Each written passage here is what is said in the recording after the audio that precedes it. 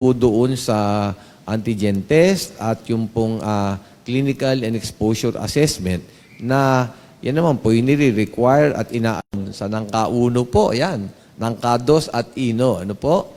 So, Santa Cruz din po, namigay po kami mga kulang-kulang 90 sa Tawiran po, Buyabod, Dolores, ayan po, Angas, Kamandugan. Patuloy po talaga. Torrijos din po. Nagbigay po tayo sa poblasyon, sa Kabuyo at Marlanga. So, wag po kayong mag-alala at pinapaspasan po natin itong pag-release nitong mga cheque at later on po, ikakash na po natin para hindi na po kayo mahirapang magpapalit ng cheque.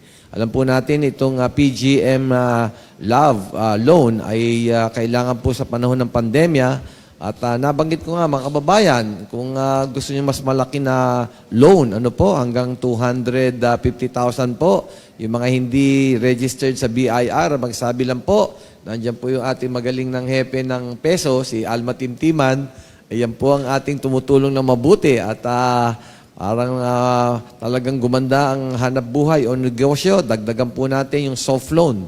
Zero interest ho yan. Ano ho? At may grace period pa na halos 1 taon kung ayaw nyo pang bayaran muna. So napakaganda po mga kababayan, sumali po kayo. Ito ay talagang tulong po sa panahon ng pandemya. Nako, talaga namang napakaraming mga biyaya ang natatanggap po na ating mga kababayan mula po sa ating pamahalaang panlalawigan. Alam mo, Governor, nag-ikot po ako kahapon at may isang kababayan kita mula po dyan sa Sitio Tungib, Barangay Lipata. Nakikinig daw po sila, Governor, sa ating programang Press Be With Love sa pamamagitan ng Radyo Kamalindig. Pinapalambing po sa inyo, Governor, na gusto o hanga daw po nilang makatanggap ng mga inahing baboy o mga alagaing mga kambing dyan po sa kanilang barangay. Doon po ba o nakapag-distribute na daw po ba kayo, Governor, ng mga livestock dyan sa bahagi po ng bayan ng Buena Vista? Dahil nais po nilang matanggap din po ang mga biyayang ipinagkakaloob ninyo sa ating mga kababayan. Opo, magandang balita po sa Binavista. Nagbigay na po tayo muna dun sa mga solo parents. Ano po? Mga kulang-kulang 80 po yan ng ating mga baboy. Ano po? At alam nyo naman po yung pagbigay ng baboy, yung 2 anak na babae ay kailangan pong ibalik sa ating pamahalaan para maibigay naman sa ating mga ibang kababayan. Ano po? At sa Torrijos din po ay namigay din po tayo sa mga solo parents ng mga baboy po. At nakakatuwa nga po yung mga tao at kanya-kanyang dala ng sako po at nangako naman po na aalagaan mabuti itong ating mga baboy. At meron din naman po tayong dispersal ng kambing. Ano po? At magaganda po yung kambing na pinamigay natin. Ito po yung mga half-breed na Bowerman or Anglo-Nubian at mga 160 na po na mga kambing na ang recipients po na 2 goats each ang ating binigay. So yan naman po ng kambing ay mga kababayan ay dapat bigyan ng 2 anak mula sa kambing na yon at tapos ay inyo ng lahat yung magiging anak. Namigay din tayo, Romy, ng native chicken na talaga namang hinahanap ng mga buyer natin sa ibang lalawigan, lalo po sa NCR. Sa barangay Agumaymayan po ng Buwak ay namigay po tayo ng mga 150 na piraso at tigli-5 po itong 30 na benepisyaro. Ayan. Nako, kaya nga po kayo mga kababayan, magpalista na po sa mga barangay captain natin kaagad. Ano po?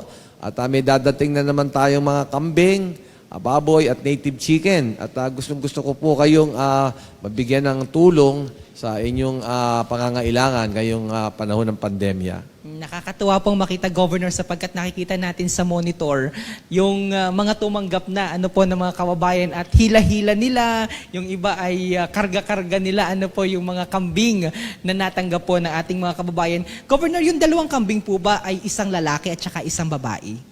Hindi po. Ang po dyan ay para pong cluster sila eh.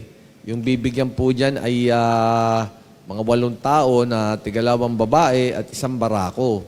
So, kailangan po ay lapit-lapit din po ng konti o basta sa isang barangay po, ideally yung ganyan. Nakita nyo po yung kambing na yun, napakalalaki po eh. Hindi yung mga maliliit nating native na kambing.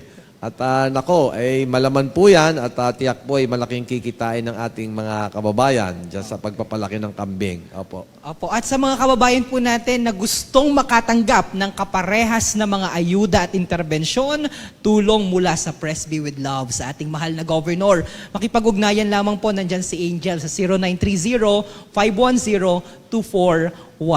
Okay, dumako naman po tayo, Governor, doon sa mga child development worker dahil alam naman po natin na isa sa mga priority program ninyo, of course, ay ang siguraduhin na nabibigyan ng sapat at maayos na mga benepisyo yung mga nagtuturo para sa mga susunod na henerasyon dito sa ating lalawigan. Magkano na po ang, nabigyan na po ba ng annual cash incentives, Governor, yung lahat ng mga child development worker sa buong lalawigan? Opo, mga kababayan, at siniguro po natin na mabigyan na pong lahat ang mga child development workers sa buong lalawigan. At ang pagkatanda ko po sa buwak ay nagbigay po tayo sa 57 na CDW, no po? Sa Gasan po ay 35 pong or child development workers na nabigyan. Sa Santa Cruz po ay mga 60. Sa Binavista po, mga 21. Sa Torrijos po ay 42. At sa Mugpog po ay 37. At magandang balita po sa ating mga child development workers dahil nga po sa sakripisyo nila sa pag-aalaga ng mga anak ng ating mga kabaryo dyan na maaring naghahanap buhay, ay pala po talaga silang second mothers po talaga ang turing. At napaka-importante po ng kanilang ginagawa dahil nakakapaghubog po ng moral values, yung personality, yung mga skills, at yung mga pang-edukasyon. Kaya po, sabi ko po sa kanila, itong 2022 ay hindi na po semestral ang pagbayad o semi-annual. Gagawin na po nating monthly yan. At isususog po natin na magiging 750 pesos monthly na po yan para makatulong po sa ating mga child development workers. At pag malaki-laki na po yung pondo ng lalawigan at nakikita ko po lalaki ang ating revenues, mga kababayan, ay hahanap pa tayo ng additional benefits para po dito sa ating masisipag na child development workers. Nakakatuwa talaga, Governor, ang mga balita na yan na talaga namang para sa ating mga kababayan. Kaya naman po, manatili lamang po kayo nakatutok dito sa ating programa at kung hindi pa po kayo nakakatanggap ng mga intervention na yan, ay i-komento po ninyo sa ating social media account o kaya naman maaari po kayo magpadala sa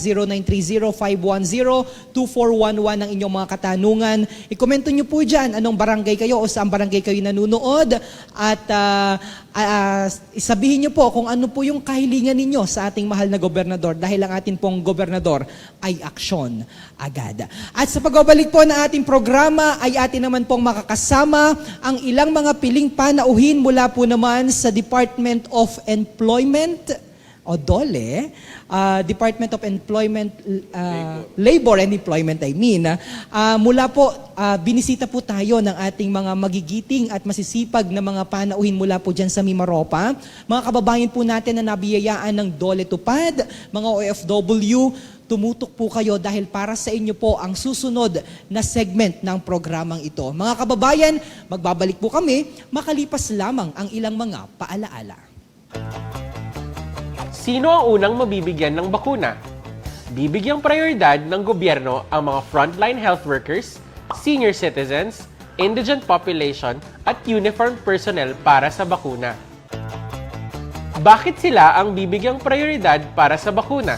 Dala ng limitadong supply ng bakuna, binigyang prioridad ang mga frontline health workers at uniformed personnel upang mabigyang proteksyon ang mga nasa linya ng trabahong mas mataas ang posibleng exposure sa virus at mapagpatuloy nilang gampanan ang kanilang responsibilidad sa publiko at pribadong sektor. Uunahin ding bakunahan ang mga vulnerableng grupo tulad ng matatanda at indigent population dahil sila ay higit na apektado kung ang bakuna para sa prioridad na grupo. Ang gobyerno ang sasagot sa bayad sa bakuna para sa ating kababayan na kabilang sa prioridad na grupo.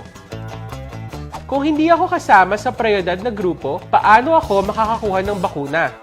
patuloy ang pakikipagnegosasyon ng gobyerno para masiguro ang sapat na supply para sa lahat.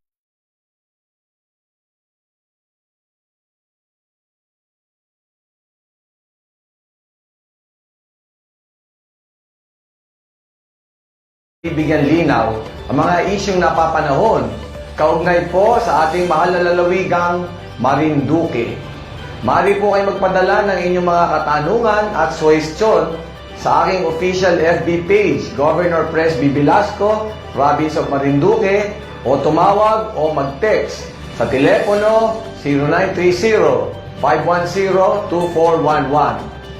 Patuloy po tayo mag-ingat mga kababayan at manalangin po tayo na sama-sama nating malampasan itong krisis at pandemyang ito. Pagpalain po kayo ng ating Panginoon. Praise be with you.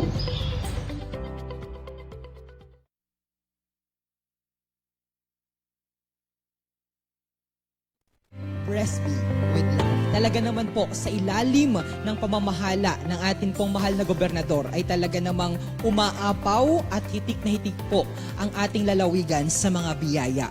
Kaugnay po nito ay inaasahan po ang pagdating ng ating mahal na sekretary o kalihim ng DOLE, si Secretary Silvestre Belio. Bukas po yan mga kababayan at dahil dyan, may mga nauna na pong mga individual na makakapiling po tayo live na live dito po sa ating programa.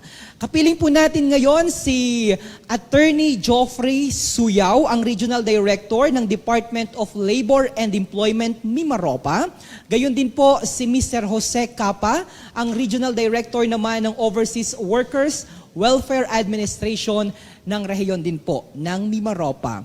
Ang atin pong mga kikisig at mga masisipag na mga panauhin, welcome po sa programang Presby with Love. Attorney Geoffrey, please. Bati po kayo sa aming mga kababayan. Magandang araw po sa ating mga kababayan dito sa Marinduque. Kami po ay nagagalak sa maalab at magandang pagtanggap po dito sa amin. Of course, sa pangunguna po